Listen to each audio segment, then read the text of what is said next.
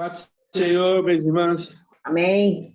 Eu quero meditar numa palavra, e o senhor tem falado muito, a gente, inclusive, tem estudado até na escola dominical sobre os sentimentos, né? Sobre aquilo que muitas vezes nos atrapalham na escola bíblica, né? A gente tem estudado na escola bíblica. Nos atrapalham porque os nossos sentimentos, às vezes, fazem com que a nossa visão fique turva. E quem não as tem? Todos têm, né? Todos têm. Nós vamos ler um pouquinho lá em 1 Reis. Não precisa abrir, eu vou ler bem devagar, mas está em 1 Reis, capítulo 19, nós já conhecemos essa passagem. Diz assim, 1 Reis 19, alguns versículos. E Acabe fez saber a Jezabel tudo quanto Elias havia feito, e como totalmente matara todos os profetas à espada. Então Jezabel mandou um mensageiro a Elias, dizendo, assim me façam os deuses, e outro tanto, se de certo amanhã, a estas horas, não puser a tua vida como a um deles. O que vendo ele se levantou para escapar com vida, e foi e veio a Berseba, que é de Judá, e deixou ali o seu moço. E ele se foi ao deserto, caminho de um dia, e veio e se assentou debaixo de um zimbro, e pediu em seu ânimo a morte. E dissera, já basta, ó Senhor, toma agora minha vida, pois não sou melhor do que meus pais. Só até aí. Depois nós vamos ver alguns outros versículos. Se tiver alguma falha, vocês me dão um sinal, tá bom? Meus irmãos, nós estamos falando de Elias. Nós estamos falando de um momento, eu diria assim, o momento mais delicado da vida de Elias. Ele desanimou. Ele estava no meio do trabalho do Senhor, né? Ele estava no meio da obra que Deus tinha para ele. Ele falava com Deus, ele entendia, ele viu Deus fazendo obra, mas de repente ele esqueceu de tudo do passado. Ele desanimou. Eu poderia dizer assim que ele ficou abatido, que ele ficou assim como que se tivesse, olha, eu não tenho mais ânimo para nada. Alguns falam que isso é até a doença do século, né? Nós ficamos num estado que nós não temos vontade de levantar, não temos vontade de fazer nada, não temos vontade de ver ninguém. A gente entra numa... hoje o nome que se dá nisso chama-se depressão. Mas isso foi lá com Elias. Só que Elias, a palavra é maravilhosa, lá em Tiago 5,17, e nós lemos isso daí, Elias, ele fala assim, Elias era um homem sujeito às mesmas paixões que nós. Pronto. Ou seja, o que acontece com Elias, acontece comigo, acontece conosco, acontece com vocês, comigo, com todos nós, porque todos nós somos feitos do mesmo material. O desânimo vem para todo mundo. Não tem como. O desânimo, ele vai vir. Chega uma hora na nossa vida que nós ficamos cansados. E nós, às vezes, questionamos, né, a Deus até com uma certa, como um certo pedido de socorro. Senhor, por que isso nos sobreveio? Por que tudo isso está acontecendo? Sabe, meus irmãos, minhas irmãs, eu quero dizer para vocês que nós não podemos ajudar ninguém se nós não nos ajudarmos primeiro. Se nós não tivermos bem com nós mesmos, nós não podemos ajudar ninguém. A primeira coisa que o Senhor fala, ele fala assim, né? O grande mandamento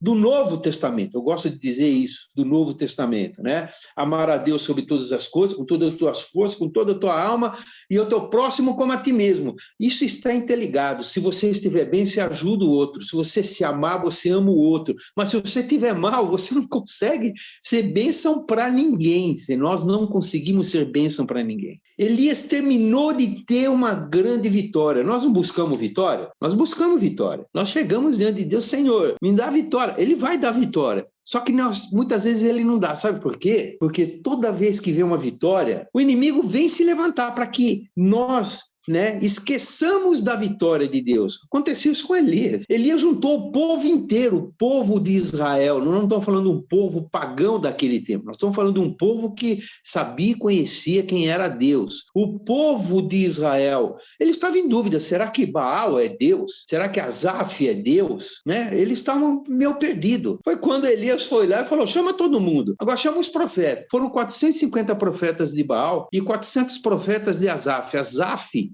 era considerado a deusa mulher do deus Baal, quer dizer, marido e mulher. Ele orou e o Senhor veio com grande poder, nós sabemos, com fogo do céu, e todos os profetas foram mortos, os falsos profetas foram mortos. Ele veio de uma grande batalha. Aí ele ouviu falar, né, das ameaças de Jezabel, que tinha casado com o rei Acabe, né, que era casado com o rei Acabe, que, na verdade, desculpe, não apitava nada, né? Ele, quando ouviu dizer, ele se desanimou, falou, não, agora eu vou morrer. A gente pode, é estranho, não é?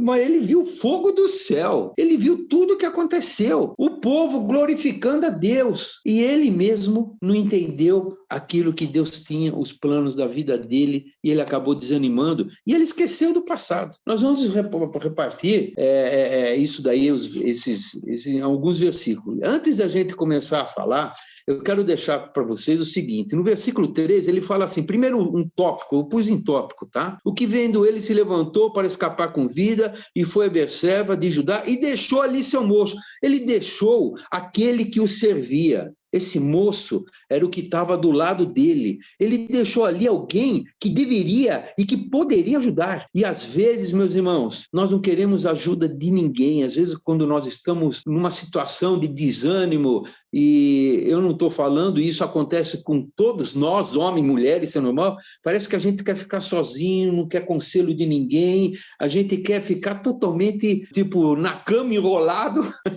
hoje eu não vou nem levantar. Mas aí nós vimos que ele colocou-se, ele falou, eu não quero nem que você me acompanhe. A pessoa que estava do lado dele, a pessoa que Deus colocou para o ajudar, ele falou assim, olha, eu não quero ajuda de ninguém. Às vezes a gente acorda, meus irmãos, a gente vê que o mundo está preto e branco. O mundo não tá mais colorido, está preto e branco. Não é que o mundo está preto e branco, o mundo continua colorido. Às vezes é o nosso coração que está preto e branco. Por isso que a palavra fala, se teus olhos foram mal, tudo vai ser mal. Né? Se dentro de você for trevas, grandes trevas serão. Depende de nós. E nós estamos aprendendo aqui uma coisa que aconteceu com Elias, nós estamos falando de um grande profeta, um dos maiores profetas, que acontece conosco. Certa feita, Davi, com seus 600 guerreiros, eu tenho que falar de Davi, né, meus irmãos?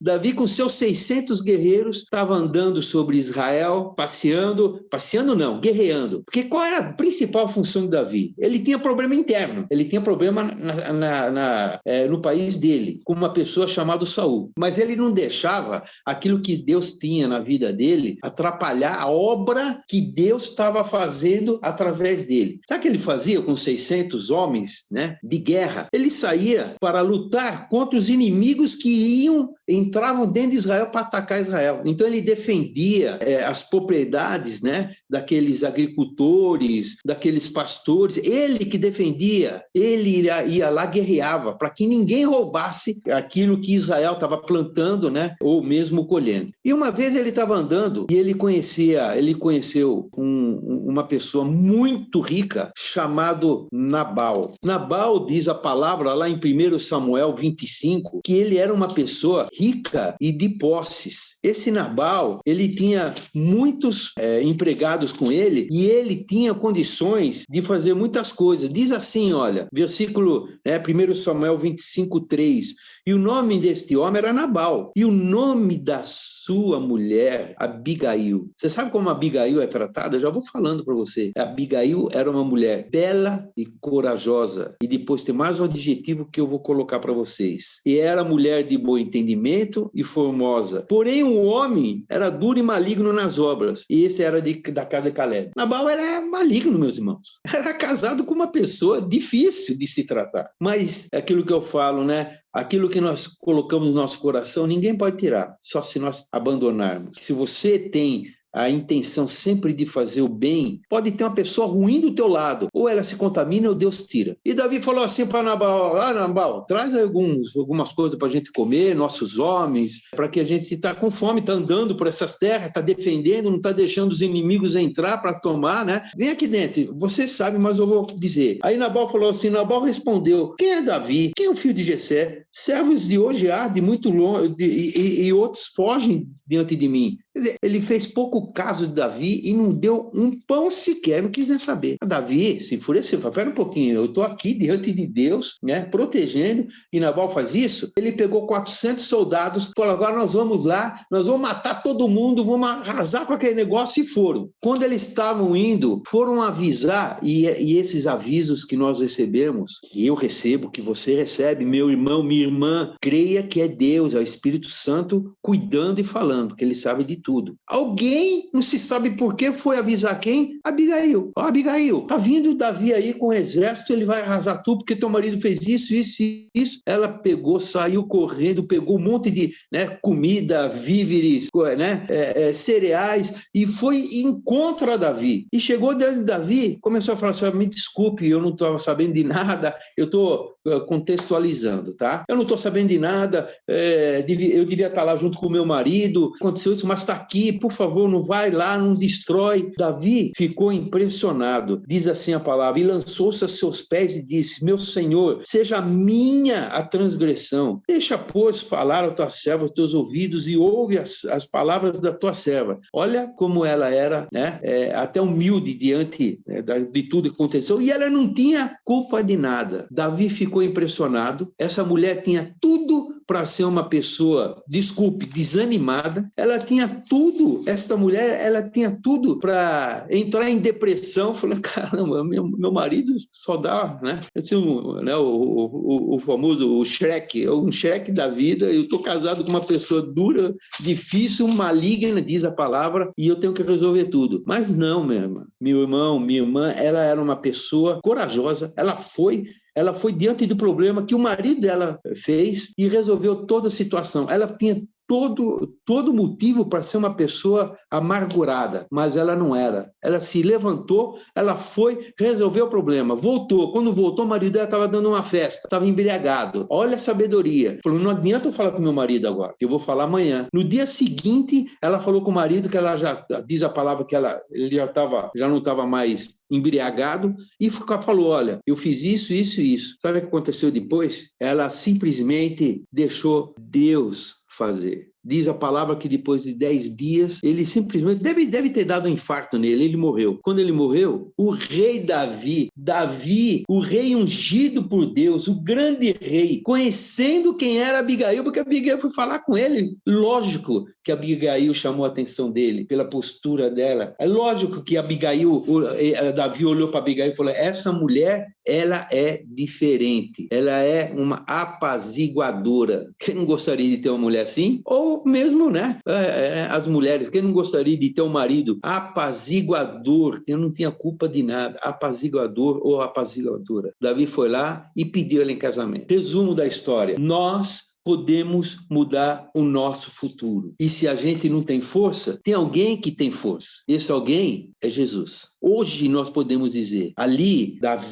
Elias, ele estava pedindo a morte, e ele começou porque ele estava desse jeito, meus irmãos, e ele se comparando, outra coisa que ele fala, no versículo 4, ele fala assim, eu não sou melhor que meus pais, nós temos essa mania de se comparar, você é aquilo que Deus fez, nós somos aquilo que Deus fez, cada um é um tipo de vaso, acho que não existe dois vasos exatamente iguais, não existe, cada um Deus colocou um vaso, não importa se um é para doutor, um é para profecia, outra para cura, outra para ouvir a palavra, outros, quem sabe, né, até para ficar orando, às vezes até dentro de casa como uma coluna, não importa, o importante é aquilo que Deus fez. Se Deus teve um sonho de nos criar e de nós estarmos aqui hoje, nós temos que glorificar Deus pelo que nós somos. Eu não quero saber o que Deus está fazendo, o que Deus está fazendo com os outros, eu vou glorificar Deus, mas cada um de nós tem uma porção de Deus. Deus trata cada um individualmente. Quando nós ficamos nessa posição como Elias, ele fala assim, eu não quero saber de ninguém, e começa a se comparar, eu não sou melhor que meus pais, meus pais são melhores, não pode comparar, Deus sabe. Nós estamos falando de Elias não sabe nem o que iria acontecer com ele, ele não sabia nem que poderia, né, que Deus, os planos que Deus tinha para ele. E aí, meus irmãos, no versículo 8, ele fala assim, ele começa a falar assim, né? 6 em diante. E olhou, e eis que na sua cabeceira estava um pão cozido sobre as brasas, e uma botija de água, e comeu e bebeu, e tornou a deitar-se. E o anjo tornou segunda vez e o tocou, dizendo: levanta-te, come, porque Deus tem uma obra na tua vida. Mas, Senhor, eu não tenho mais força. Você não tem, mas Deus tem. Sabe daquela história que chegaram, né, na escola, aí era a escola dominical, veio a escola bíblica, mas era dominical. Aí o professor chegou para uma aluninha pequenininha de 10 aninhos e falou assim para ela: olha, se o diabo bater na tua porta, o que você faz? Você abre a porta? Você fecha a porta? O que você faz? Você deixa o diabo entrar na tua casa? Você sabe o que a menina respondeu? Falei: não, eu vou chamar Jesus para atender a porta. Algumas coisas nós não temos que fazer, é o Senhor Jesus que tem que fazer na nossa vida, sabe? Porque muitas vezes nós nos colocamos, meus irmãos, como, né? Desculpa a expressão, coitadinho, não tenho mais força. Deus é poderoso para renovar nossos sonhos. Deus é poderoso para renovar a nossa vida. Ele faz um piscar de olhos. Ele que criou o universo, que criou todas as coisas. Meus irmãos, ele pode fazer qualquer coisa na nossa vida, mas nós temos que estar com nossos ouvidos espirituais atentos àquilo que ele está falando conosco. Mas se nós estivermos nessa situação que Elias estava, olha quantas coisas aconteceu. No versículo 9, diz assim: o Senhor quis falar, né, com Elias. E ele falou assim: e Elias entrou numa caverna e passou ali a noite. E a palavra do Senhor veio a ele dizendo: que fazes aqui, Elias? E o Senhor falando com ele. E ele estava escondido na caverna. E ele disse: tenham sido muitos elogos do Senhor dos Exércitos, porque os filhos de Israel deixaram o teu concerto, derribaram os teus altares, mataram os profetas. E o Senhor disse: sai para fora, sai do estado que você está. Sai daquela mesmice que fica, porque nada acontece comigo, que tudo está errado, eu estou esperando Deus fazer. Deus está preparando o melhor para cada um de nós. Sai do jeito que você está pensando, que muitas vezes nós pensamos, e os nossos pensamentos afetam nossas emoções. Sai da onde você está. É a palavra de Deus. Elias, eu vou falar com você, mas sai dessa caverna. Aí na caverna eu não vou entrar, você tem que sair. E ele saiu para fora e saiu para fora, né? E pôs-se diante do Senhor, e o Senhor passava como que um grande forte vento, que fendia os montes, quebrava as penhas, mas o Senhor não estava no vento. Depois veio um terremoto, também o Senhor não estava no terremoto. Também veio um fogo, porém o Senhor não estava no fogo. Sabe o que significa isso? A visão de Elias estava turva. Não, agora o Senhor vai vir com poder. Não, você não vai vir com poder. Ele vai vir do jeito que ele tem que vir para cada um de nós. Não, agora ele vai derrubar, vai fazer... Não, ele não vai fazer nada disso. Ele vai fazer do jeito que é necessário, porque ele conhece o nosso coração. Minhas irmãs, quem conhece a tua vivência no teu particular? Desculpe, eu acho que nem teu marido, nem tua esposa não conhece. Posso falar mais? Nem você mesmo. Elias orando, ele disse assim: me expurga até dos pecados que me são ocultos. Nós não conhecemos nem a nós mesmos. Vamos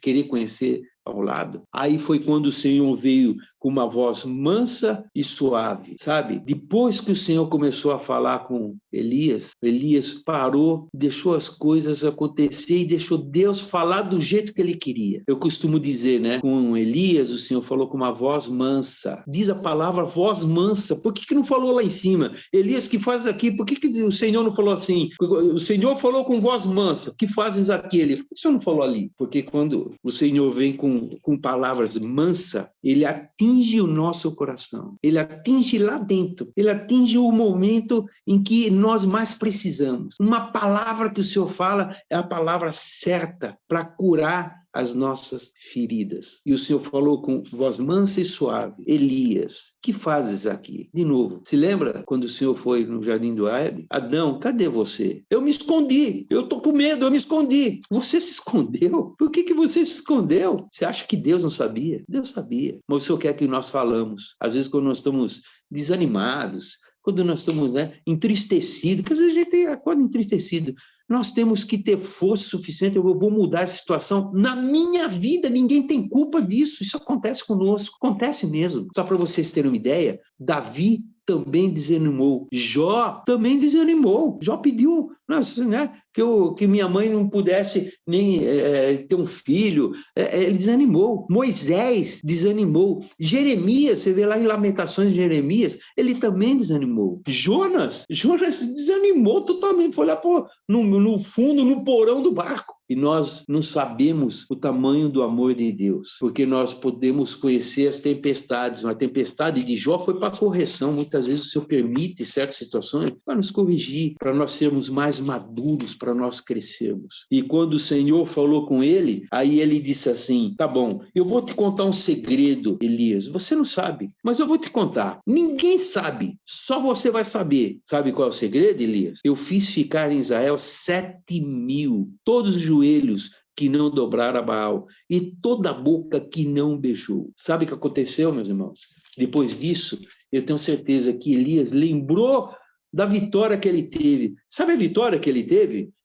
Olha a vitória que ele teve lá em 1 Reis 18, fala assim: então caiu o fogo do Senhor e consumiu o holocausto e a senha e a lenha e as pedras e o pó, e ainda lambeu a água que estava no rego, e o que vendo todo o povo caíram os seus ossos e disseram: só o Senhor é Deus, só o Senhor é Deus. Às vezes acontece isso conosco porque a gente esquece que é só o Senhor é Deus nas nossas vidas. Se você está vivo, viva, é porque só o Senhor é Deus. Se nós podemos falar, se nós podemos nos comunicar, se nós podemos dizer, na verdade, Senhor, e clamar, é porque só o Senhor é Deus sobre nossas vidas. Porque a vontade do inimigo é destruir nossas vidas. A vontade dele é que nós fiquemos calados dentro de um quarto, dentro de uma cama, fechados, sozinhos. Ele quer nos calar, o inimigo quer nos calar, mas quando a gente lembra que só o Senhor é Deus, tudo muda na nossa vida,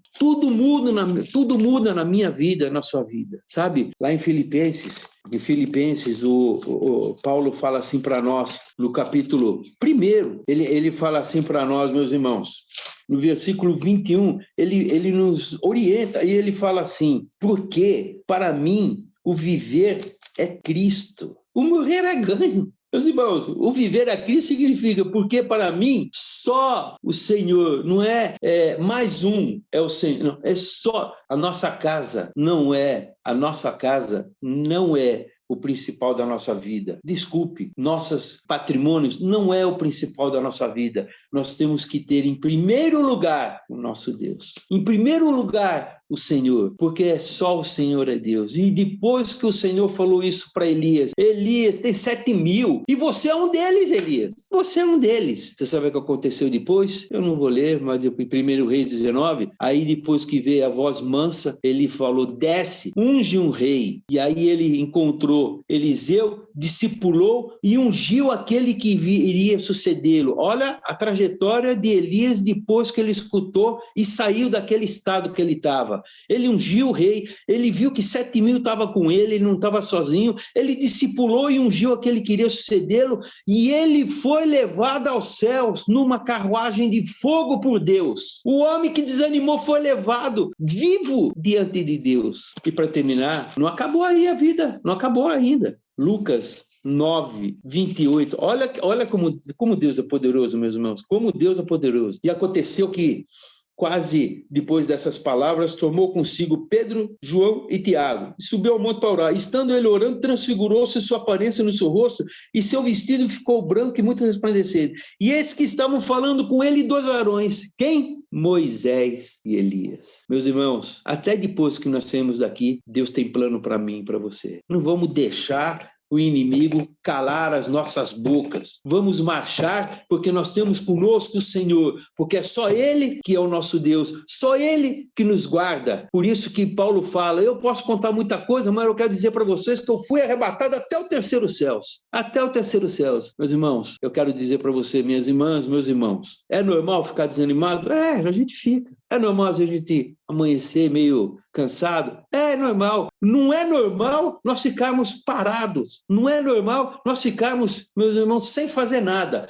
Aí eu estou assim, mas eu vou louvar a Deus. Ué, louvor ao Senhor é a nossa força. Eu vou buscar. Eu vou ficar sozinho? Não, eu vou ligar para minha irmã. Eu vou ligar para o pastor. Pastor, olha, eu não consigo nem falar outra coisa, mas ora por mim. Só isso, meus irmãos. Minhas irmãs, nós temos tudo ao nosso lado. Porque, sabe, quando o pai viu que o filho pródigo saiu de casa, ele não percebeu, mas ele tinha um outro problema na casa dele, que é o irmão do filho pródigo, que ele questionou: por que você está fazendo esse churrasco? É a tal coisa, né? Aquele outro irmão mais velho, ele estava passando sede do lado de uma fonte de água, que é a casa do pai dele. Estava passando fome do lado de um banquete. Ele tinha tudo na mão. Nós temos tudo na mão. Deus tem dado coisas maravilhosas para nós. Nós não éramos nada. Hoje nós temos uma família, uma casa, uma igreja. O Senhor tem dado para nós cobertura. Nós podemos sim levantar e fazer a diferença. Amém, queridos? Eu vou parar por aqui, porque senão eu vou pregar até meia-noite.